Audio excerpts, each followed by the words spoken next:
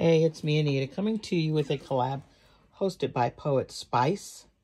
And on the second Friday of every month, we are to post something that we have created with our Griffin diamond pressed or Elizabeth craft stuff. I'm probably forgetting, and spellbinders.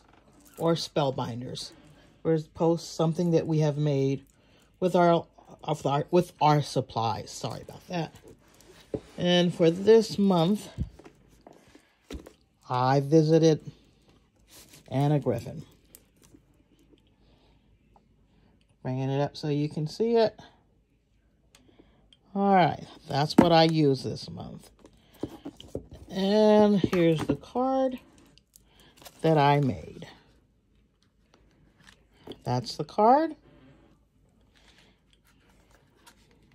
And that's the inside of the card. That is all I have for you guys today. For those who have been watching me for a while and subscribed already, thank you for subscribing. For those who haven't, I'd appreciate it if you did. And until next time, wait, guys, sorry about that. Don't forget to look below at the list of participants. All right, until next time, you guys have a blessed day. Bye-bye.